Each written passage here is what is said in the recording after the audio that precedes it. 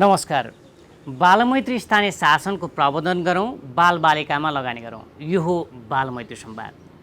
बालबालिकाको अधिकार सुनिश्चित गर्ने सन्दर्भमा विभिन्न सीमान्तकृत तथा पिछडिएका बालबालिकाहरूलाई मूलधारमा राख्ने सवाल अझै पनि विभिन्न चुनौती कायमै छन्।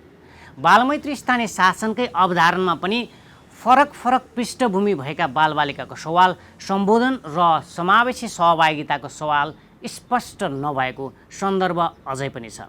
अझ भनौँ, यौनिक तथा लैङ्गिक अल्पसङ्ख्यक समुदायका बालबालिकाको सवाल त झन् संस्थागत सम्बोधन भएको त सुन्न पाइन्छ, तर व्यवहारगत भने निकै टाढा देखिन्छ।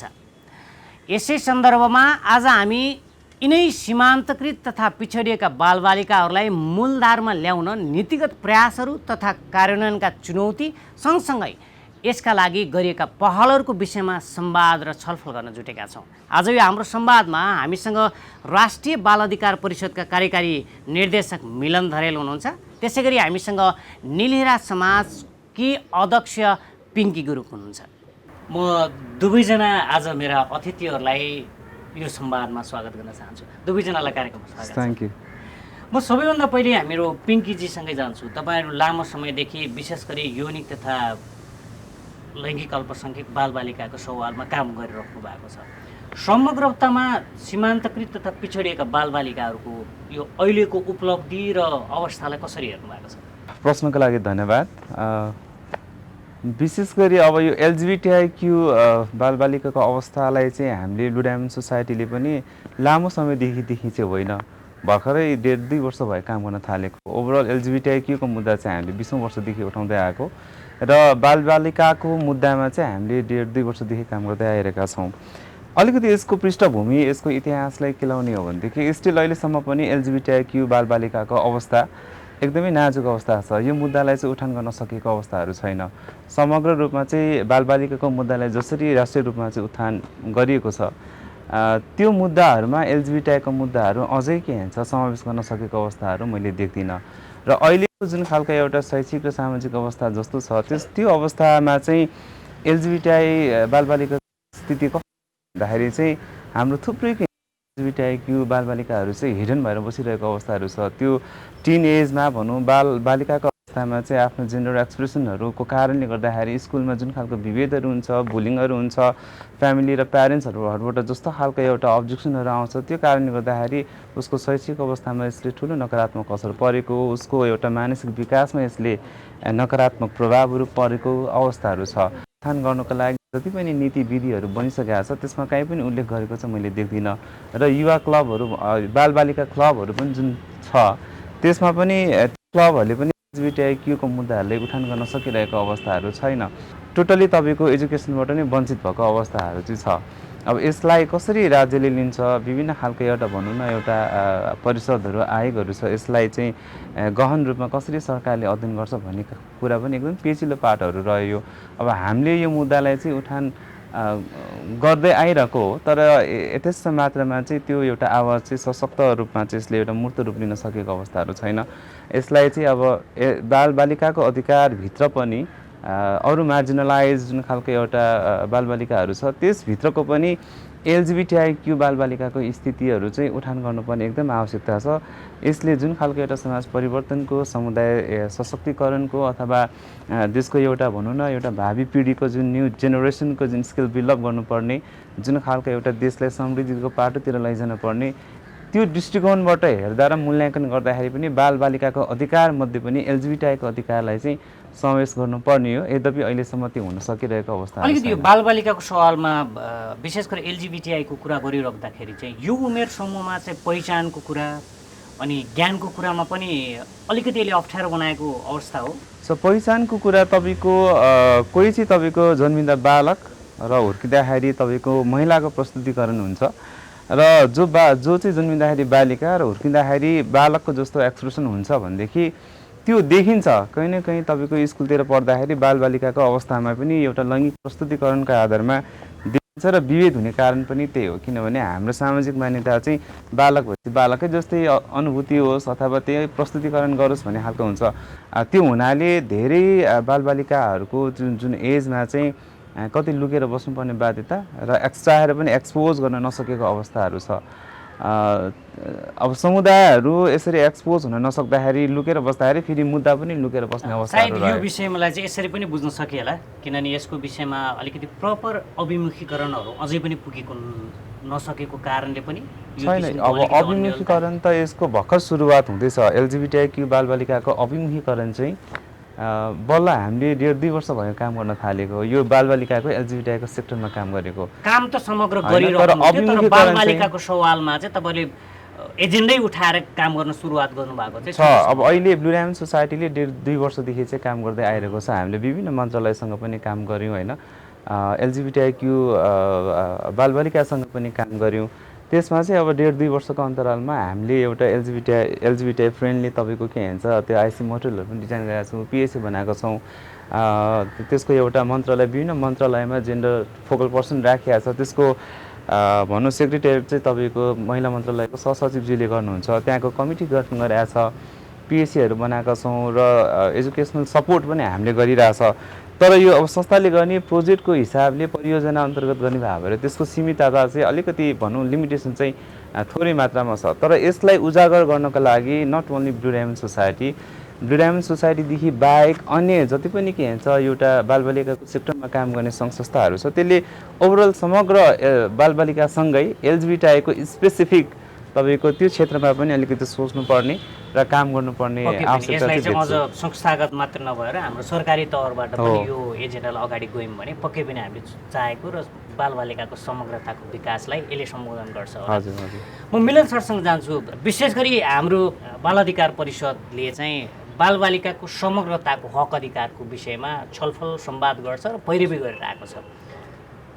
जो बालबालिकाहरू जो सीमान्तकृत पिछडिएका छन्, अझ भनौँ यौनिक तथा लैङ्गिक अल्पसङ्ख्यकका कुरा त अघि हामीसँग पिङ्कीजीले पनि भनिसक्नुभयो।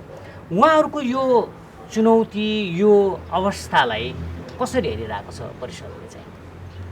राष्ट्रिय बाल अधिकार परिषद यहाँले भन्नुभएको छ नेपाल सरकारको नीतिगत परामर्शदाता पनि हो, क्षमता विकास गर्ने मुख्य निकाय पनि हो र संरक्षणको निकाय पनि हो। समग्रमा बाल अधिकारको दृष्टिकोणबाट यौनिक तथा लैङ्गिक अल्पसङ्ख्यक बालबालिकाहरूको विषय हामी कहाँ प्रवेश पाएको भर्खरै हो। कमसेकम मैले त्यसलाई के स्वीकार गर्नुपर्छ भने राष्ट्रिय बाल अधिकार परिषदको यो वर्षको स्थिति प्रतिवेदनमा हामीले एक प्याराग्राफ यौनिक तथा लैङ्गिक अल्पसङ्ख्यक बालबालिकाकै बारेमा उल्लेख गरेका छौँ। अर्थात् हामी यो विषयलाई स्वीकारोक्तिमा आएका छौँ। अब सवाल चाहिँ मलाई के लाग्छ भने यो सन्दर्भमा मुख्यतया 3टा मुख्य सवालहरू हुन्। एउटा मर्यादित पहिचानको सवाल हो। सम्बन्धित लैङ्गिक तथा यौनिक अल्पसङ्ख्यक बालबालिकाहरू वा व्यक्तिहरू समुदायमा अन्य व्यक्तिसँग मर्यादित पहिचानसहित स्थापित हुन पाउनुपर्छ भन्ने मुख्य सवाल हो। पहिचानको सवाल आत्मनिर्णयको अधिकारको विषय हो। त्यसर्थमा बालबालिकाको सवालमा यो फिजिकल अर्गान्सकै आधारमा डिफाइन हुन सक्ने अवस्थामा चाहिँ हामीले त्यसलाई सजिलै पहिचान गर्न सक्दा रहेछौँ। तर जेन्डर ओरिएन्टेसन्स जुन ढङ्गले हुँदै जान्छ, सेक्सुअल ओरिएन्टेसन्सहरू जुन ढङ्गले हुँदै जान्छ, त्यो ओरिएन्टेसन्सको कुरा चाहिँ 18 वर्षको उमेरसम्म त्यो विकसित अवस्थामै रहिरहने हुँदाखेरि तत्काल निर्णय गर्न नसकिने विषय हुनु रहेछ।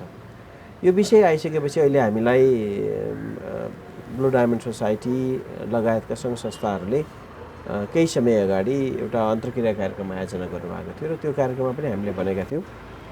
उहाँले उठाउनु भएको एउटा मेजर एजेन्डा थियो यो जेनाइटल म्युटिलेसनको कुरा होइन, यो फोर्स्ड सर्जरीको कुरा।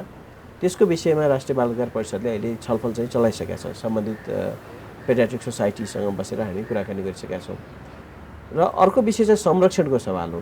जहाँ समुदायमा जान्छन्, विद्यालयमा जान्छन्, सेवा प्रदायकमा जान्छन्, त्यहाँ चाहिँ उनीहरूको सुरक्षा र संरक्षणको सुनिश्चितता गर्ने कुरा हो। र तेस्रो सवाल भने अवसरमा समान सहभागिताको कुरा हो। अघि उहाँले भन्नुभएको जस्तो बाल क्लबको कुरा अथवा शिक्षाको कुरा अथवा खेलकुदको कुरा, मनोरञ्जनको कुरा, यी सबै सवालहरूमा समान अवसरको कुरालाई हामी कसरी सुनिश्चित गर्न सक्छौँ भन्ने विषयमा हो। अहिले राष्ट्रिय बाल अधिकार परिषदले चाहिँ यो लैङ्गिक तथा यौनिक अल्पसङ्ख्यक लगायत अन्य अल्पसङ्ख्यक बालबालिकाहरू पनि हुन्छ, जस्तो भाषिक अल्पसङ्ख्यक हुनुहुन्छ, जातीय हिसाबले अल्पसङ्ख्यक छ, त्यो सबै समग्रलाई एउटा अल्पसङ्ख्यक र सीमान्तकृत बालबालिकाहरूको सवालको रूपमा लिएर र समग्रतामा कार्यक्रमहरू बनाउँदैछौँ र हाम्रो 5 वर्षीय रणनीतिमा पनि यो कुरालाई हामीले एउटा कार्यक्रमको रूपमा उल्लेख गरेका छौँ भने अब जुन नेपाल सरकारले बनाउँदैछ 10 वर्षीय रणनीति कार्ययोजना र बालबालिका सम्बन्धी नीति त्यसमा पनि हामी बालबालिकाको यो विषयलाई चाहिँ सम्बोधन गर्ने भनेर हामीले आफ्नो तर्फबाट पत्राचार चाहिँ गरिसकेका छौँ। तर मुख्य कुरा चाहिँ के यहाँनिर मैले कम्प्लेक्सिटी चाहिँ कहाँ देखिरहेका छु भने पहिचानलाई हामी कुन ठाउँमा गइसकेपछि आत्मनिर्णयको अधिकारबाट सुनिश्चित गर्न सक्छौँ भन्ने कुरा चाहिँ मुख्य कम्प्लेक्सिटीको विषय चाहिँ त्यहाँनिर छ। जस्तो बालबालिकामै प्यारेन्ट्सले अथोरिटी युज गरेर पहिचान स्थापित गरिदिन्छ जुन पहिचान पछि गएर बालबालिकाले स्वीकार्न चाहँदैन भने त्यो पहिचान परिवर्तन योग्य हुन सक्छ कि सक्दैन भन्ने विषय चाहिँ मुख्य नीतिगत बहस र सवालको विषय हो भन्ने मलाई लाग्छ। त्यो विषयमा अलि धेरै नै बहस हुन त्यो बाहेक पनि जस्तै विशेष गरी हाम्रा बालबालिका र समग्रतामा हेर्ने भने विभिन्न किसिमका लालछनाहरू विभिन्न किसिमका अपशब्दहरू प्रयोग गर्ने होइन जिस्काउने जसले गर्दा उहाँहरूलाई मानसिक रूपमा नै त्यो किसिमको त्यो माहौल त्यो समाज त्यो विद्यालयमा पढ्न लेख्न सिक्नका लागि पनि असहज परिस्थिति सिर्जना हुन्छ। त्यति बेला चाहिँ यो बेलामा हामीले के भनेका छौँ भने यो केसलाई पनि हामीले हाम्रो बाल हेल्पलाइन 1098ले सम्बोधन गर्नुपर्ने केसको रूपमा राखेका छौँ। उठाउनु भएको छ त्यसलाई हामीले उहाँहरूको गाइडलाइनमै राखेका छौँ। 1098ले सम्बोधन गर्नुपर्ने विषयहरूमा यस्तो किसिमको अल्पसङ्ख्यक बालबालिकाहरू अपाङ्गता भएका बालबालिकाहरू वा पछाडि पारिएका बालबालिकाहरू विरुद्ध हुने विभेद हिंसा लान्छना लगायतका कुरामा चाहिँ उसले कम्प्लेन गर्न सक्छ र त्यो कम्प्लेनको रेस्पोन्स चाहिँ राष्ट्रिय बाल अधिकार परिषदले गर्छ भन्ने हामी त्यो व्यवस्थापन चाहिँ अगाडि बढाइसकेका छौँ। पिकेजी हाम्रो मिलन सरले भनेकै कुरा सुनिराख्दाखेरि चाहिँ उपलब्धि चाहिँ निकै देखिन्छ नि होइन। अब सरले अब यो पनि भर्खरै समावेशीको कुराहरू आयो त्यति धेरै लामो भएको छैन। अब यसलाई कार्यान्वयन पछिबाट हेर्दाखेरि चाहिँ कति हदसम्म यसले काम गर्छ भन्ने कुरा भविष्यमा हेर्न बाँकी नै छ। उपलब्धि हामीले कागजमा र लिखित रूपमा जति देख्छौँ नि त्यो त्यसदेखि बाहेक वास्तविक जीवनमा कति त्यो समुदायको व्यक्तिले उपलब्धि हासिल गरेछ भन्ने कुरा फरक पाटहरू रह्यो। र अब मर्यादित पहिचानको कुरा सरले उठाउनु भएको छ। पक्कै पनि टिनेजमा पहिचान भन्ने कुरा अनुभूत गर्ने कुरा हो, आत्मघोषणा आफ्नो निर्णयको कुराहरू रह्यो र टिनेजमा त्यो आफ्नो पहिचानलाई चाहिँ गहिरो रूपमा आफूले अध्ययन गर्न सकेको र अब आफूले परिभाषित गर्न सक्ने अवस्था चाहिँ रहँदैन। तर जुन खालको एउटा समाजको मान्यता छ बालक भएपछि बालकै जस्तो अनुभूति हुनुपर्ने एक्सप्रेसन हुनुपर्ने अथवा बालिका भएपछि बालिकै जस्तो हुनुपर्ने अथवा बालकले कपाल काटेर स्कुल जानुपर्ने होइन अथवा सर्ट प्यान्ट नै लगाउनु पर्ने त्यो एउटा परिधिभित्र जुन एउटा स्कुलको अनुशासन अथवा बालबालिकाले त्यो अनुशासित मर्यादित भित्र राख्ने एउटा सामाजिक मान्यता छ त्यो मान्यताभित्र चाहिँ हाम्रो एलजिबिटिआई समुदायका साथीहरू फिट हुन सक्दैन।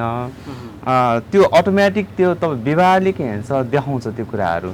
अनि पहिचानको कारणले भन्दा पनि तपाईँको त्यो फरक व्यवहार र फरक प्रस्तुतिकरणका आधारमा ठुलो विभेदहरू हुने गर्दछ। इभन हामी आफै पनि स्कुलमा पढ्न जाँदाखेरि तपाईँको बालकको छुट्टै बेन्च बालिकाको छुट्टै बेन्च हुन्थ्यो होइन। अब संरचनागत रूपमा चाहिँ एलजिबिटिक्यू बालबालिकाहरूलाई कसरी सम्बोधन गर्न सकिन्छ भन्ने खालको कुरा पनि रह्यो। शौचालय जान पर्दाखेरि पनि हामी न बालिकाकोमा न बालककोमा जान सक्यौँ कि किनभनेदेखि एक्सप्रेसन हाम्रो महिलाको जस्तो हुन्थ्यो, एपिरेन्स हाम्रो जेन्ट्सको जस्तो हुन्थ्यो। अनि अब त्यो शौचालय प्रयोग गर्दाखेरि अब कहीँ पनि फिट नहुने अनि जति पनि अब समस्याहरू हुन्छ त्यो आफैले दबाएर अब टोयलेट जान पऱ्यो पनि भनौँ न आफूले कन्ट्रोल गरेर राख्नुपर्ने पानी कम्ती खाएर जानुपर्ने अवस्थाहरू थियो।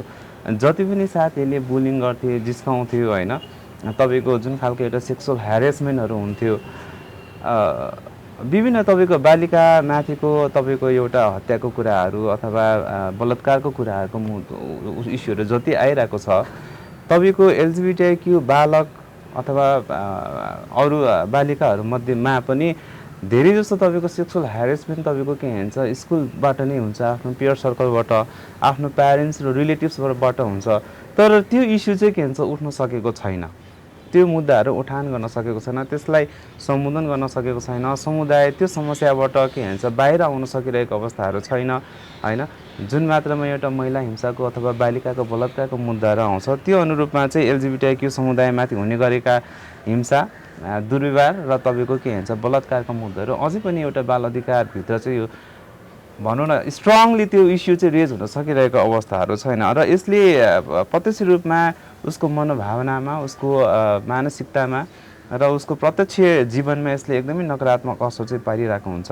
मान्छे ठुलो भइसकेपछि अलिकति सबल हुने, सक्षम हुने र अलिकति बौद्धिक र तपाईँको के भन्छ अलिकति भनौँ न हरेक कुराबाट परिपक्व हुनको लागि त्यस्ता खालको परिवेश र माहौल मिल्नुपर्ने जुन हुन्छ, हामी त्यही परिवेश र माहौलबाट वञ्चित हुन्छौँ कि त्यसले गर्दाखेरि थुप्रै अब एलजिबिटिआइक्यू बालबालिकाहरूले जस्तो खालको संस्कार पाउनुपर्ने हो, जस्तो खालको एउटा माया करुणा पाउनुपर्ने हो, जस्तो खालको शैक्षिक संस्कारहरू हामीले प्राप्त गर्नुपर्ने हो, त्योबाट वञ्चित हुँदाखेरि चाहिँ थुप्रै समुदायका साथीहरू सबल र सक्षम हुन सकिरहेको अवस्थाहरू छैन। तपाईँले भने जस्तै अलिकति व्यवहारगत रूपमा चाहिँ व्यावहारिक रूपमा चाहिँ त्यस्ता किसिमका सवालहरूले गर्दा चाहे जति अथवा आफूले स्वतन्त्र रूपमा सिक्ने, पढ्ने, घुम्ने होइन त्यस्ता किसिमबाट अप्ठ्यारो, संरचनागत रूपमा त्यस्तो केही अप्ठ्यारा असहजहरू परिस्थिति छ। संरचनागत रूपमा पनि छ। तपाईँको मैले अघि नै भने तपाईँको विद्यालयको संरचनाहरू एलजिबिटी फ्रेन्डली कुरा, टोयलेटको कुराहरू भयो, बेन्चको कुराहरू भयो, मान्छेको शिक्षक शिक्षिकाको मानसिकताको कुराहरू पनि आउँछ त्यहाँनिर होइन।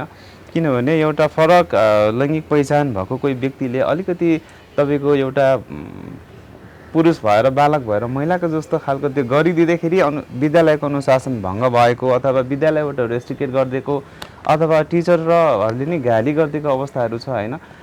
हामीसँग त्यो एउटा 5 कक्षामा पढ्ने विद्यार्थीको चिठी नै छ कि त्यहाँनिर के लेखा छ भने उनीहरूले म यस्तो भएको कारणले गर्दाखेरि मलाई के भन्छ साथीहरूले मलाई जिस्काउँछ, मलाई यस्तो भन्नु लालचिनी शब्द प्रयोग गरेर यस्तो यस्तो भन्छ, त्यो अब मेरो आफ्नो यो इच्छा चाहनाको कुरा हो, मैले आफूले चाहेर पनि रोक्न सक्दिनँ, अनि मलाई घरमा बुवा आमाले पनि गाली गर्छ, म के गरौँ, मलाई केटी मात्रै साथी बनाउन मन लाग्छ, म केटीसँग बस्न म रुचाउँछु तर मलाई दिँदैन भन्ने खालको त्यो आत्मा अनुभूतिको जुन चिठीहरू ब्लू डायमन्ड सोसाइटीमा एलजिबिटिआइक्यू बालबालिकाहरूले दिएको छ।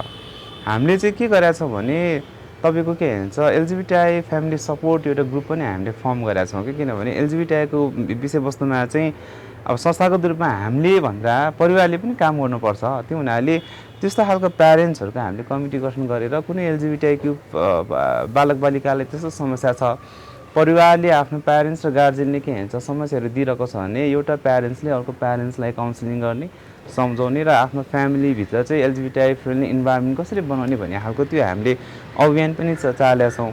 अब नीतिगत रूपमा अब जुन खालको एउटा राष्ट्रिय बालिका भन्नु परिषदले जुन राखेको छ त्यो एकदमै सराहनीय कुरा हो। अब सबै कुरा एकैचोटि परिवर्तनको हामीले आश पनि राख्न भएन, समयसँगै बिस्तारै सबै कुरा परिवर्तन हुने कुराहरू रह्यो। एकछिनमा छलफल गरौँ, तपाईँले के गर्दै हुनुहुन्छ, तपाईँको पहलहरूले कतिको काम गरेको छ होइन, विशेष गरी संस्थागत रूपमा अथवा तपाईँहरूको टिमले के गरिरहेछ भन्ने एकछिनमा छलफल गरौँला। म मिलन सरसँग जान्छु। अघि हाम्रो पिङ्कीजीले भने जस्तै एउटा विद्यालयमा एउटा शौचालय कुन शौचालयमा जाने भन्ने कुराको जुन दुधार देखिन्छ, जसले किसिमको एउटा विभेद देखिन्छ, कक्षामा जाँदै गर्दा कुन बेन्चको कतातिर बस्ने भन्ने किसिमको अवस्था, अप्ठ्यारो अवस्था देखिन्छ, सुनिन्छ पनि होइन। घरमै हुँदा पनि कुन कपडा लाउने र मैले मेरो कपडाहरू कहाँ राख्ने र मेरो कपडाहरू कता राख्दाखेरि चाहिँ मेरो घर परिवारले मलाई सहज परिस्थिति बनाइदिन्छ भन्ने किसिमको एकदमै धेरै त्यो अन्यलतामा बसिरहेको एकजना बालक अथवा बालिका भनौँ अथवा यौनिक तथा लैङ्गिक अल्पसङ्ख्यकका समुदायका ती बालबालिकाहरूलाई कसरी सम्बोधन गर्न सकिन्छ परिषदमा? मलाई लाग्छ अब यो यसमा 2-3टा कुराहरू महत्त्वपूर्ण हुन्छन्। एउटा चाहिँ स्वयं बालबालिकाहरूको सशक्तिकरणको सवाल। उनीहरू आफै सशक्त भएर समुदायमा आफ्नो पहिचानसहित र आफ्नो कुरा निर्धक्कसँग राख्न सक्ने वातावरण बनाउन सक्नु त्यो एउटा महत्त्वपूर्ण सवाल हो। अर्कोतर्फ चाहिँ हाम्रो सरोकारवालाहरू जो चाहिँ अभिभावक भनौँ वा विद्यालय भनौँ वा शिक्षक भनौँ उनीहरूको संवेदनशीलताको सवाल। यो दुईटालाई सन्तुलित ढङ्गले लैजान सकियो भने चाहिँ तपाईँले भन्नुभएको जस्तो धेरै कुराहरूमा हामी सहजतापूर्वक जान सक्छौँ। तर फेरि कहिलेकाहीँ यस्तो पनि नहोस् नर्मालिटिजबाट डिस्टिङसन क्रिएट गरियो भने त्यो झन् थप विभेदको शिकार हुन पुग्छ। त्यसैले गर्दा यो सबै नर्मल हो भन्ने कुरा अहिले हामीलाई के छ भन्नुलाई हाम्रो आम सामाजिक सांस्कृतिक त महिला र पुरुष भन्ने दुईटा लिङ्गको धारणाबाट प्रेरित समाज हो नि, सांस्कृतिक अभ्यास पनि त्यही हो नि, प्रचलनहरू त्यही हुन् नि, छात्र र छात्रा होइन, महिला र पुरुष बालक र बालिका यो दुईटा मात्र लिङ्गको सोचबाट निर्देशित हाम्रो समाज संस्कृति अभ्यास प्रचलन मान्यताहरू त्यो छ। यहाँ हामीले केही पनि एउटा थप्नु पर्यो भने अब यो मात्र होइन है, हामीसँग तेस्रो लिङ्गी अथवा लैङ्गिक अल्पसङ्ख्यक पनि समुदायहरू हुनुहुन्छ र यो नर्मल हो, यो सामान्य कुरा हो, एकदमै यो विशेष कुरा हो भन्ने ढङ्गको कुरा पनि यो सामान्य कुरा हो। जसरी महिला र पुरुष हुनुहुन्छ त्यसै गरी उहाँहरू पनि हुनुहुन्छ भन्ने कुरालाई स्थापित गर्नु जरुरी छ। यो चाहिँ व्यवहारगत र सांस्कृतिक रूपान्तरणसँग जोडिएको विषय भएर यसका निम्ति चाहिँ विशेष राष्ट्रिय अभियानहरू सञ्चालन हुनुपर्छ। त्यसमा कलाकारहरू सम्मिलित हुनु पर्यो, राजनीतिक नेतृत्वहरू सम्मिलित हुनु पर्यो, युवाहरू सम्मिलित हुनु पर्यो, खेलकुदका यो सेलिब्रिटिजहरू सम्मिलित भयो भने बल्ल त्यसले नर्मालिटी गेन गर्छ। अनि उहाँले भन्नुभएको जस्तो एउटा सहजता चाहिँ परिस्थिति त्यहाँ सिर्जना हुन्छ। जबसम्म यो व्यवहारगत परिवर्तन आउँदैन, स्वाभाविक रूपमा नीतिगत सवालहरू वा कानुनी संरचनागत सवालहरू भने चाहिँ कुनै दुर्घटना भइहाल्यो भने सम्बोधन गर्नका निम्ति तयार भएका त्यो व्यवस्थाहरू हुन्। यहाँ चाहिँ कस्तो भइदियो भने ब्लू डायमन्ड सोसाइटीका साथीहरू आउनुभयो अरे भन्दाखेरि अनि हेर्नलाई मान्छे चाहिँ होइन ऊ कस्तो मान्छे हुँदो रहेछ, अचम्मको मान्छे हुँदो रहेछ भन्ने खालको जुन सामाजिक हाम्रो सोच छ नि, कुनै फरक ठाउँबाट आएका यो हो कि भन्ने यो सामान्यकरण हो। पिङ्कीजी र म जसरी म तपाईँ र म सँगै बस्न सक्छौँ, उहाँ र म सँगै बस्न सक्छौँ, चिया खान सक्छौँ, यसलाई सामान्यकरण गर्नु पर्यो क्या। सामान्यकरण गर्ने बित्तिकै यो समस्याहरू चाहिँ अटोमेटिक समाधान हुन्छन्। तर पनि थप केही विशिष्ट आवश्यकताहरू हुन्छन्। उहाँहरूले भन्नुभयो शौचालयको आवश्यकता होला अथवा स्वास्थ्यमा आवश्यकताहरू होलान्। यो विशिष्टीकृत आवश्यकतालाई सम्बोधन गर्न चाहिँ नीतिगत व्यवस्थाहरू पक्कै पनि। तसर्थ पनि अहिले हामी विशेष गरी बाल अधिकार परिषदका कार्यकारी निर्देशक मिलन दौरेल सँगसँगै हामीसँग नीलेरा समाजका अध्यक्ष पिङ्की गुरुङसँग विशेष गरी समावेशी र पिछडिएका बालबालिकाहरूको सहभागिता र उहाँहरूको सवालको विषयमा हामी संवाद छलफल गरिरहेका छौँ। अब म फेरि पिङ्कीजीसँग जान्छु। अब यो विशेष गरी यौनिक तथा लैङ्गिक अल्पसङ्ख्यक बालबालिकाहरूको सहभागिता हुन्छ नि, त्यो चाहिँ नीति निर्माणमा हुनसक्छ, त्यो चाहिँ आफ्ना घर परिवारका छलफलमा हुनसक्छ, त्यो चाहिँ स्कुलको कुनै पनि निर्माणाधीन कार्यहरूमा हुनसक्छ। त्यस्तो सहभागिताको अवस्था कस्तो देख्नुहुन्छ? अब एलजिबिटिक्यू बालबालिकाको सहभागिताको अवस्था चाहिँ अहिले न्यून नै छ जस्तो लाग्छ मलाई चाहिँ, किनभने कतै पनि देखिँदैन। किनभने त्यो एउटा परिवारको बन्देज बस्नुपर्ने बाध्यता अहिले पनि छ। अनि अघि सरले भन्नुभएको जस्तो जुन खालको एउटा त्यो सेक्स करेक्सन गर्ने खालको प्रावधान छ त्यसलाई रोकिनुपर्छ भन्ने खालको कुराहरू हामीले पनि के भन्छ सम्बन्धित निकायमा चाहिँ कुराहरू राखेका थियौँ। त्यो चाहिँ पर्टिकुलर अब तेस्रो लिङ्गी भन्दा पनि अन्तर्लिङ्गी समुदायको लागि हो, जो चाहिँ जन्मिँदाखेरि अलिकति तपाईँको मेल र फिमेल अर्ग्यान बोथ अर्ग्यान स्पष्ट भएको नभएको त्यस्तो खालको एउटा जैविक पहिचान विशेषता लिएर जन्मेकोहरूको लागि चाहिँ पछि आफू मेलतिर जाने कि फिमेलतिर जाने भन्ने खालको कुरा चाहिँ अब ऊ एडल्ट भइसकेपछि उसले डिसिजन गर्ने भएर त्यो हुनुभन्दा अगाडि परिवारले करेक्सन गरिदिँदाखेरि चाहिँ उसको पहिचान विपरीत जान्छ कि भन्ने हिसाबले त्यो सेक्स करेक्सनको पाटो चाहिँ अब एडल्ट भइसकेपछि उसको पहिचानको आधारमा गर्नुपर्छ भन्ने खालको हाम्रो रह्यो। अब सहभागिताको कुरालाई चाहिँ अब अहिलेसम्म पनि एलजिबिटिक्यू बालबालिकाको सहभागिता चाहिँ न्यून नै छ। किनभने बाल्य अवस्थामा चाहिँ भनौँ न आफ्नो जेन्डर प्रस्तुतीकरणको आधारमा आफू के हो भन्ने कुरा अलिकति अस्पष्ट हुन्छ, उनीहरूले थाहा भइसकेको अवस्थाहरू हुँदैन। यो कुरा चाहिँ बालबालिकालाई भन्दा पनि परिवारलाई र विद्यालयको शिक्षक शिक्षिकालाई बढी जानकार हुनुपर्छ, बढी संवेदनशील हुनुपर्छ भन्ने हाम्रो मान्यता रह्यो। र यो समुदायलाई समावेशी गर्नका लागि विद्यालयको एउटा प्रमुख भूमिका रहन्छ। त्यसदेखि बाहेक अब परिषददेखि लिएर होइन मन्त्रालयदेखिको नीतिगत रूपमा सम्बोधन गर्ने कुराहरू रह्यो। र हामीले चाहिँ ब्लू डायमन्ड सोसाइटीले चाहिँ के गर्यौँ भनेदेखि जुन खालको एउटा करिकुलम छ नेपालको त्यसमा चाहिँ अलिकति यो एलजिबिटिक्यूको इस्युलाई चाहिँ इन्क्लुड गरेर टिचरहरूको गाइडलाइनमा पनि यो इस्युलाई चाहिँ हामीले राख्नको लागि चाहिँ सफल भएका छौँ। एलजिबिटिक्यूको बालबालिकालाई समावेश गर्नको लागि, किनभने बालबालिकाको मुद्दाहरू विद्यालयसँग जोडेको हुन्छ।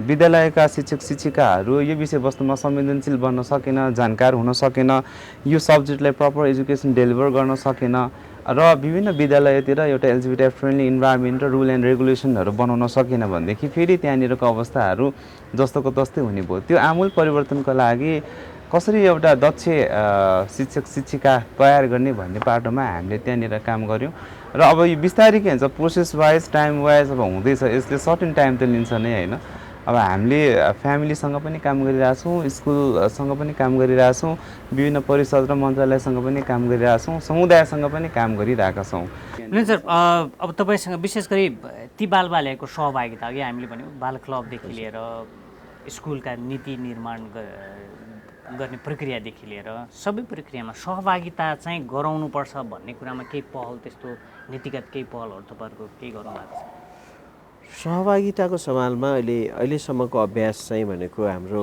तथ्याङ्कीय प्रणालीलाई हेर्ने हो भने बालकको सहभागिता बालिकाको सहभागिता अपाङ्गता भएका बालबालिकाको सहभागिता दलित बालबालिकाको सहभागिता र जनजाति बालबालिकाको सहभागिता गरेर हेर्ने अभ्यास रहेछ अहिले राष्ट्रिय बाल अधिकार परिषदले बालबालिकाको तथ्याङ्क सङ्कलन सम्बन्धी एउटा कार्यढाँचा बनाउँदैछ त्यो खण्डीकृत तथ्याङ्क सङ्कलन सम्बन्धी हो त्यसमा हामीले चाहिँ लैङ्गिक हिसाबले चाहिँ यौनिक तथा लैङ्गिक अल्पसङ्ख्यक बालबालिका भन्ने पनि एउटा कोलम चाहिँ राख्न त्यो ढाँचामा उल्लेख गरिसकेका छौँ तर दुईवटा कुरा हुँदो रहेछ सहभागिताका निम्ति सशक्तिकरण एउटा होइन सशक्तिकरण गरेर सहभागी गराउने कुरा र अर्को सहभागिता गराएर सशक्तिकरण गर्ने कुरा दुवै कुरालाई हामीले जोड्न पनि सक्छौँ कुनै विद्यालयमा कुनै समुदायमा लैङ्गिक तथा यौनिक अल्पसङ्ख्यक बालबालिकाहरू हुनुहुन्छ भने उहाँहरूको उपस्थिति र सहभागिता चाहिँ छ कि छैन भनेर खोजी गर्ने दायित्व चाहिँ त्यहाँको बाल क्लबको त्यहाँको विद्यालयको त्यहाँको बाल अधिकार समितिको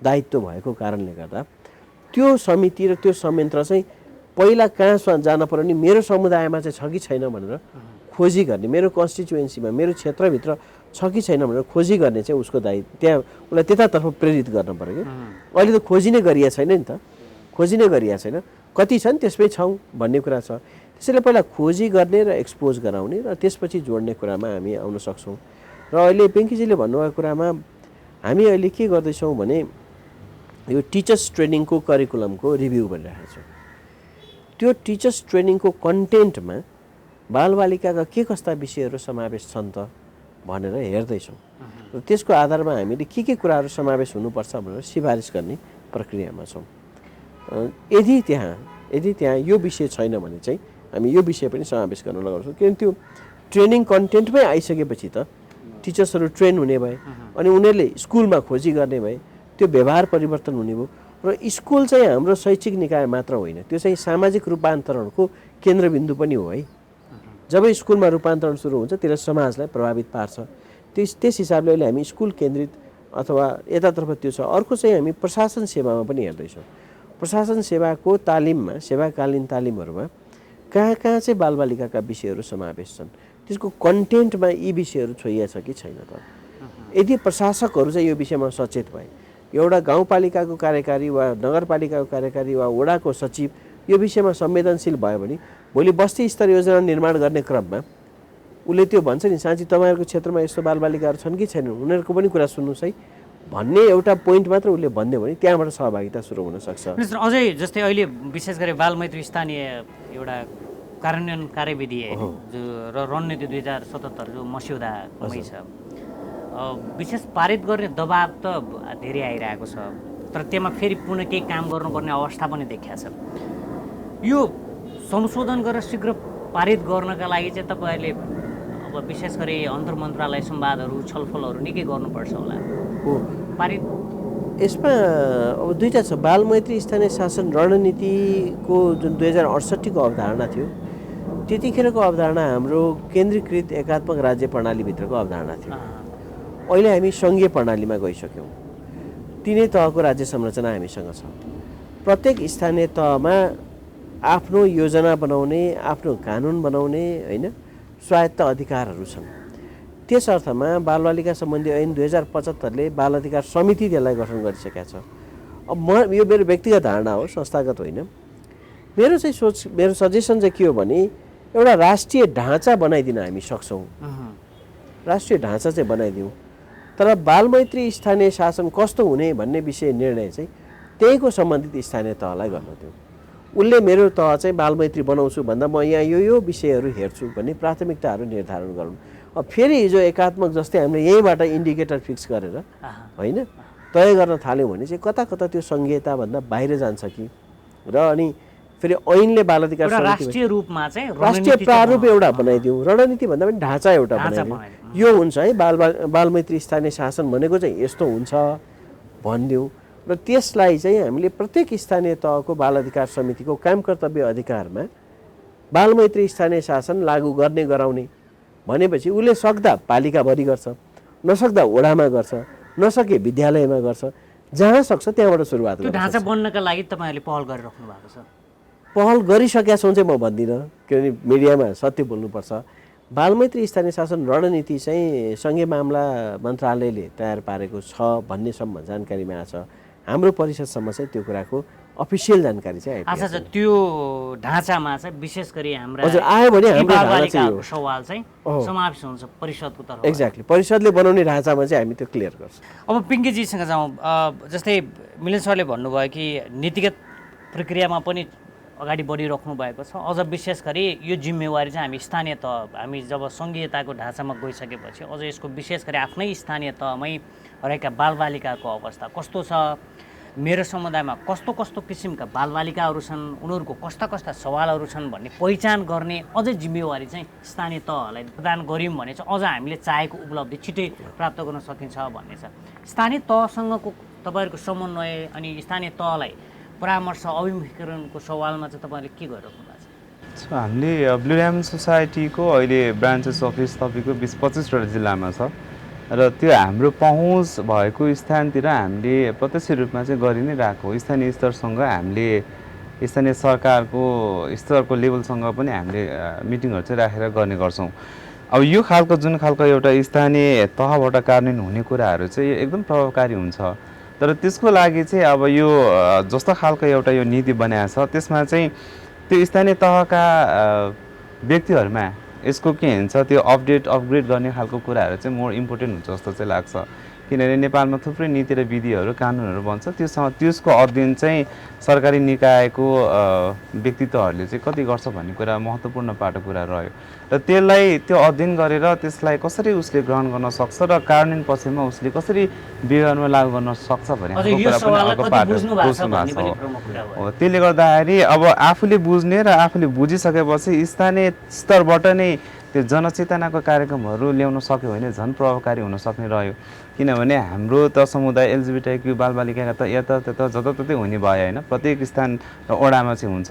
त्यो वडा स्तरबाट यस्ता खालका जुन खालको कुराहरू छ, नीतिहरू छ, त्यसलाई चाहिँ त्यो इन्फर्मेसन फ्लो गर्ने, त्यो इन्फर्मेसन सर्कुलेट गर्ने र विभिन्न खालको एउटा तपाईँको कार्यक्रमहरू गर्दाखेरि पनि यो समुदायलाई चाहिँ समावेश गर्ने अथवा यो समुदायको मुद्दा चाहिँ स्थानीय स्तरबाटै उठान गरिदिने हो भनेदेखि त्यसको प्रभाव र त्यसको परिवर्तनले चाहिँ ठुलो फाइदा चाहिँ समुदायलाई नै पर्छ।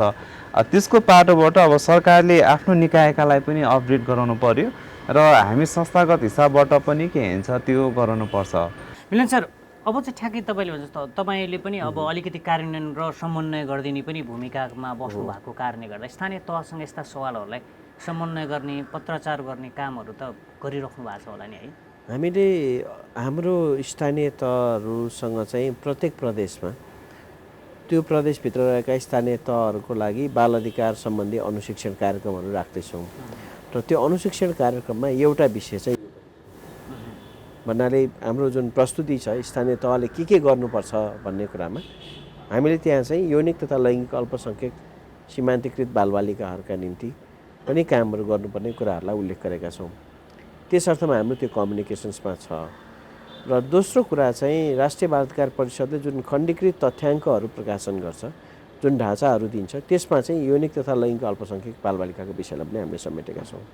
दोस्रो, तेस्रो संरक्षणको सवालमा चाहिँ हामीले बाल संरक्षण प्रणाली 10/9/8 र 104लाई यौनिक तथा लैङ्गिक अल्पसङ्ख्यक बालबालिकाहरूको समस्यामा संवेदनशील हुनका लागि चाहिँ उनीहरूलाई अनुशिक्षण गर्ने, संवेदनशील बनाउने र त्यसतर्फ परिचालन गर्ने काम पनि गरिरहेका छौँ।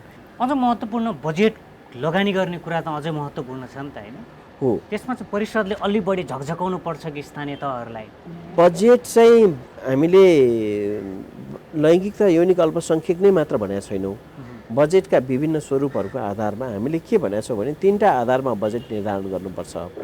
एउटा समानुपातिक आधारमा, एउटा न्यायोचित आधारमा र अर्को प्रतिफलका आधारमा।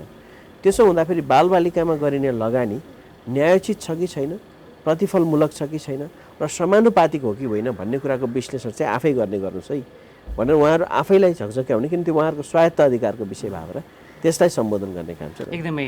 अब हामी लगभग अन्तिमतिर छौँ। जस्तै अब विशेष गरी यो नेपालमा रहेका समग्र बालबालिकाको अवस्थालाई सुधार गर्नका लागि, बालिकाको अधिकारलाई अझ सुनिश्चित गर्नका लागि, अझ विशेष गरी बाल संवेदनशीलताका कुराहरू, जुन सामाजिक सुरक्षाका कुरा, त्यसमा पनि यौनिक तथा लैङ्गिक अल्पसङ्ख्यक बालबालिका तथा अन्य जोखिममा रहेका बालबालिकाहरू हुनुहुन्छ, उहाँहरूलाई समग्रतामा अब ठ्याक्कै हामीले चाहिँ यस्तो देश, यस्तो बालबालिकाको सहभागिता, बालबालिकालाई यस्तो गरिदिएपछि अझ उचित हुन्छ भन्ने कुरामा चाहिँ तपाईँको सुझाव चाहिँ के हुन सक्छ?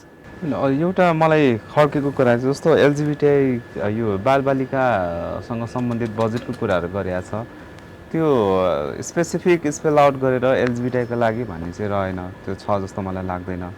र जति पनि बजेटको कुराहरू आउँछ मैले देखेको चाहिँ एकदमै मार्जिनलाइज, एकदमै के भन्छ सीमान्तकृत, एकदम निडी बालबालिकाहरू भन्दाखेरि पनि जो पहुँचमा छन् आफ्नो प्यारेन्ट्सहरू, उसको बालबालिकाले पाएको हो कि जस्तो चाहिँ मलाई लाग्छ। जति पनि राष्ट्रले दिएको जुन एउटा सुविधा र ग्राह्यताहरू छ त्यसमा नेपालको परिप्रेक्ष्यमा मोर मार्जिनलाइजको पहुँच, एक्सेस कतिसम्म छ भन्ने खालको कुरा अलि पेचिलो कुरा नै होला। यो यसलाई चाहिँ सरकारले दिएको सुविधा, सरकारले बनाएको नीति अथवा जुन खालको एउटा प्रावधान छ त्यो चाहिँ निडी बालबालिकाहरूसम्म चाहिँ पुर्याउनको लागि चाहिँ कस्तो खालको एउटा मेकानिजम डेभलप भएको छ भन्ने खालको कुरा चाहिँ मोर इम्पोर्टेन्ट हुन्छ जस्तो चाहिँ लाग्छ मलाई। समग्र रूपमा अब यसको खालको एउटा भनौँ न बालबालिकाको समावेशिताको कुराहरूलाई कसरी ल्याउन सकिन्छ भन्दाखेरि त्यसको इन्भल्भमेन्ट तपाईँको सोसाइटीदेखि लिएर, कम्युनिटीदेखि लिएर, गभर्मेन्टदेखि लिएर होइन, तपाईँको लोकल गभर्मेन्टदेखिको एउटा भनौँ न निस्वार्थ खालको भनौँ न एउटा व्यवहारहरू देखिनुपर्छ जस्तो मलाई लाग्छ कि। त्यो हुनाले अब जुन चाहिँ अब जुन समुदायको लागि हो, पर्टिकुलर त्यो समुदायको लागि त्यो सेवा प्रदान गर्नको लागि सबैजना चाहिँ तत्परता सबैले देखाउनु पर्ने आवश्यकता चाहिँ मैले देखाएको छु। र त्यसलाई कसरी हामीले ग्राब गर्न सक्छौँ, परिवार पनि यो विषयवस्तुमा के भन्छ संवेदनशील हुनुपर्छ। बालबालिकाको मुद्दा चाहिँ परिवारसँग जोडेको हुन्छ र परिवारले चाहिँ आफ्नो बच्चाको अधिकारको बारेमा ऊ अनअवेयर छ भनेदेखि फेरि त्यो अधिकारहरू त्यो बालबालिकाले दिलाउन सक्दैन। त्यो हुनाले नीति, नियम, कार्यक्रम, योजना होइन, बजेटसँगै समुदायसम्म पुर्याउनुको लागि जुन खालको एउटा भनौँ न सरकारदेखि समुदायसम्म पुर्याउने एउटा जुन मेकानिजम छ त्यसलाई कसरी चुस्त दुरुस्त ढङ्गबाट त्यो एउटा भनौँ न माध्यमको रूपमा कसरी लैजाने भन्ने खालको कुरा चाहिँ सोच्नुपर्ने कुराहरू चाहिँ रह्यो। मिलन सर, अघि तपाईँले भने जस्तै अब यो विशेष गरी यौनिक तथा लैङ्गिक अल्पसङ्ख्यक बालबालिकाको सवाललाई सामान्यकरण होइन, तपाईँले अघि भनेकै शब्दलाई यो गर्नका लागि चाहिँ अब तपाईँको सुझाव सल्लाह चाहिँ के रहन सक्छ? मेरो पहिलो सुझाव चाहिँ यो विषय नै एकदमै नयाँ नै हो बालबालिकाको क्षेत्रमा हामीले चट्ट हेर्दाखेरि। त्यसैले जति पनि बाल अधिकार आन्दोलनका सञ्जालहरू हुनुहुन्छ, अभियानकर्मी संस्थाहरू हुनुहुन्छ, नेटवर्क्सहरू हुनुहुन्छ, उहाँहरूले यसलाई ओन गर्न पर्यो। जस्तो कन्सोर्टियमले यसलाई ओन गरिदियो भने बाल क्लबमा लैङ्गिक तथा यौनिक अल्पसङ्ख्यक बालबालिकाहरूको सहभागिता बढ्छ। बालिका सञ्जालले यसलाई ओन गरिदियो भने संवेदनशीलता, सुरक्षाका विषयहरू यहाँनिर जोडिन्छ होइन। संरक्षण सञ्जालले गरिदियो भने प्रोटेक्सनका इस्युजहरूमा यसको अझ विशिष्टताहरूमा आउन सक्छ। त्यसैले गर्दा पहिलो चाहिँ यसलाई यो ढङ्गले लिएर जानुपर्छ। दोस्रो चाहिँ मिडिया नै हो। मिडियामा चाहिँ एउटा चाहिँ इन्फर्मेसन डेलिभरी गर्ने हिसाबले, अर्को चाहिँ यो एडुकेसनल र इन्टरटेनमेन्टको हिसाबले पनि कसरी चाहिँ मानिसहरूलाई यो चाहिँ नर्मल इस्यु हो भन्ने कुराको कम्युनिकेट गर्न सकिन्छ, त्यो मिडियाले व्यापक रूपमा यसलाई स्थापित गर्नुपर्छ। दोस्रो कुरा र तेस्रो कुरा चाहिँ नीति निर्माताहरू भन्नाले राजनीतिक नेतृत्वहरू, ब्युरोक्रेसी एउटा त्यो तत्त्व, अर्को भनेको चाहिँ हाम्रो यो विकास साझेदार लगायतका समूहहरू जो छन्, जो सर्भिस डेलिभरी गर्ने मेकानिजमहरू छ, उहाँहरूमा संवेदनशीलता चाहिँ यसलाई जगाउनु जरुरी छ। र त्यसो गर्न सकियो भनेदेखि यो विषयले सामान्यकरण लिएर आउन सक्छ। सायद धार्मिक नेतृत्वहरू पनि यसमा चाहिँ बढी प्रभावकारी हुन सक्छन् होला। अब हामी अन्तिम प्रश्नमा छौँ। अब निलहेरा समाज होइन, तपाईँहरू चाहिँ सामान्यीकरण गर्नको लागि के गर्नुहुन्छ र तपाईँहरूको भूमिका कस्तो हुनसक्छ? यस्तो सामान्यकरणको विषयलाई अघि सरले तथ्याङ्कसँग जोड्नुभयो। स्टिल अहिले पनि हाम्रो त के भन्छ एलजिबिटीआईको तथ्याङ्क चाहिँ आउन सकिरहेको अवस्थाहरू छैन। अब 2021मा हुन गइरहेको जनगणना, अब यो अहिले पोलिटिकल सिचुएसन चाहिँ यस्तो छ, होला कि नहोला त्यो फेरि भविष्यमा थाहा हुने कुरा रह्यो। हामीले चाहिँ अब तथ्याङ्कमा हाम्रो डाटालाई कसरी के भन्छ इन्क्लुड गर्ने भन्ने पाटोमा हाम्रो एक लेभलको एडभोकेसी कम्प्लिट भइसकेको छ र तथ्याङ्क विभागले एलजिबिटीआईक्यूको तथ्याङ्क राख्ने कुरामा उहाँले लिखित रूपमा त्यो लेखिसक्नु भएको छ। अब त्यसलाई कार्यान्वयन पछिबाट अलिकति चुनौतीपूर्ण चाहिँ छ र यसमा पनि तपाईँको एलजिबिटीआईक्यूको एउटा तथ्याङ्क मात्रै नभएर प्रत्येक स्थानतिर चाहिँ एलजिबिटीआईक्यू बालबालिकाको पनि तथ्याङ्क आउन सक्यो भने यसले तथ्याङ्कगत रूपमा चाहिँ यसले एउटा भनौँ न खाका तयार गर्नको लागि धेरै नै सहयोग पुग्छ होला।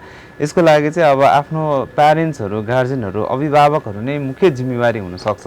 अब प्रत्येक व्यक्तिले होइन, व्यक्तिको अघि हामीले धेरै छलफल गरिराख्दाखेरि चाहिँ सबैभन्दा यहाँ चाहिँ मेन क्यारेक्टर चुरी कुरो चाहिँ व्यक्तिको सोचाइ र व्यक्तिको व्यवहारगत कुरामा पनि बदल्न निकै आवश्यक छ। अब यो यसलाई नर्मलाइज गर्नुको लागि त तपाईँको एउटा शिक्षक शिक्षिका र तपाईँको के भन्छ विद्यालय स्तरबाट नै काम गर्नुपर्ने हुन्छ। किनभने आजको बालबालिकाहरू भोलिको युवा हुन्छन् र स्कुलमा जसरी एउटा शिक्षा प्रदान गरिन्छ त्यसको असर, त्यसको प्रभाव चाहिँ मान्छेको नमरुन्जेलसम्म परिरहन्छ कि हामीले बाल्य अवस्थामा स्कुलमा हाम्रो टिचरहरूले जे सिकाएको थियो त्यसको प्रभाव अहिलेसम्म आफ्नो जीवनमा परिरहेको छ भन्दाखेरि त्यसलाई प्रत्येक इन्डिभिजुअल व्यक्तिलाई एलजिबिटीआईक्यू समुदायको बारेमा चाहिँ सकारात्मक प्रभाव पार्नको लागि र यो इस्युलाई नर्मलाइज गर्नको लागि चाहिँ मोस्ट इम्पोर्टेन्ट कुरा भनेको एजुकेसन नै हो, शिक्षा हो। त्यो शैक्षिक क्षेत्रले चाहिँ यो इस्युलाई चाहिँ वार्न गरेर कसरी हुन्छ एलजिबिटीआईक्यूको इस्युलाई चाहिँ नर्मलाइज चाहिँ गर्नको लागि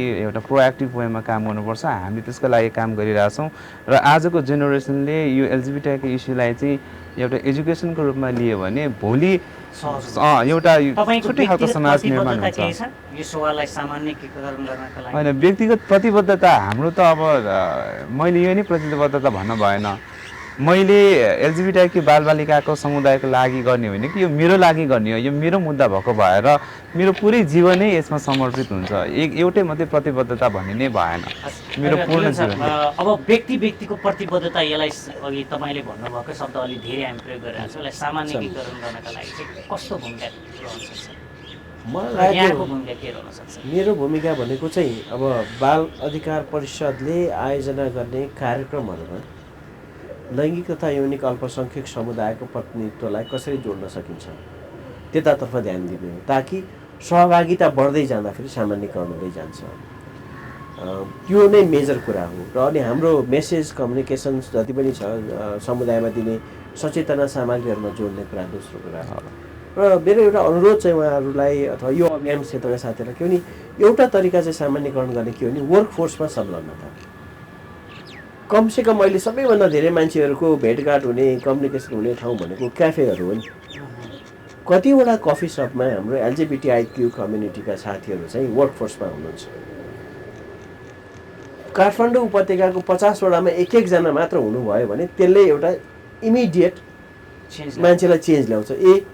सँगै त हो त, मलाई कफी दिने साथी, मैले कफी खाएपछि पैसा तिर्ने काउन्टरको साथी त यो खालको चाहिँ वर्कफोर्समा इन्गेजमेन्ट। सरकारी सेवाको वर्कफोर्समा कति इन्गेज हुनुहुन्छ अथवा टिचर्सको वर्कफोर्समा इन्गेजमेन्ट बढाउने कुरा, यो इन्गेजमेन्टलाई चाहिँ हामीले वर्कफोर्स इन्गेजमेन्ट बढायौँ भने यसले चाहिँ इक्वालिटी सहितको नर्मलाइजेसन क्रिएट गर्छ। परिषदको तर्फबाट चाहिँ सहभागिताको सुनिश्चितता गर्छ। हस्, दुवैजनालाई यो संवाद र छलफलमा सहभागी भइदिनु भयो, सबैदिनको धन्यवाद। थ्याङ्क यू, धेरै धेरै धन्यवाद हामीलाई यो अवसर दिनुभएको। दर्शकबिन, कहिलेकाहीँ चाहिँ जब हामी सीमान्तकृत र पिछडिएका बालबालिकाको सवाल, यौनिक तथा लैङ्गिक अल्पसङ्ख्यक बालबालिकाको सवालमा संवाद र छलफल गरिराख्दाखेरि कैयौँ मान्यताहरू, पाप, धर्म, विभिन्न किसिमका पुराना मान्यतालाई लिएर जोड्ने गरिन्छ। त्यो मात्रै नभएर कैयौँ अभिभावक र कैयौँ परिवारमा त यो आफूले गरेको पापको उपज आज मैले व्यवहार गर्नु परिरहेको छ भन्ने मान्यता पनि देखिन्छ। यी सबै मान्यतालाई तपाईँ हामीले अन्त्य गरेर हाम्रै आफ्नै परिवारमा जन्मिएका बालबालिकाहरू आफ्नै सन्तानहरू पनि यो परिस्थितिमा रहन सक्नुहुन्छ भन्ने किसिमको मानसिकता जब हामीले विकास गर्दैनौँ तबसम्म यी हाम्रा छलफल र संवादका मात्र विषय बन्छन्। कार्यान्वयन र उपलब्धिका विषयवस्तु बन्नका लागि सबैभन्दा पहिले तपाईँ, म र मेरो समाजका हरेक व्यक्तिले सीमान्तकृत र पिछडिएका बालबालिकाको सवालमा एजेन्डा उठाउँदै आफ्ना आवाजहरू लिएर सबैलाई यस विषयवस्तुमा बुझाउने प्रयत्न नगरेसम्म यो सामान्यकरण गर्नका लागि निकै समय लाग्न सक्छ। यो कुरालाई तपाईँ सबैले आत्मबोध गर्नुभयो होला भन्ने अपेक्षा गर्दै आजको यो बालमैत्री संवादलाई समायोजन गरिदिएकोमा बालमैत्री स्थानीय शासन राष्ट्रिय मञ्च, यो प्रस्तुति पनि उहाँहरूकै हो र यो कार्यक्रमलाई सफल बनाइदिनका लागि सहयोग गर्ने सेभ द चिल्ड्रेनलाई पनि विशेष धन्यवाद दिँदै म निरज न्यौपाने पनि बिदा हुन्छु। नमस्ते।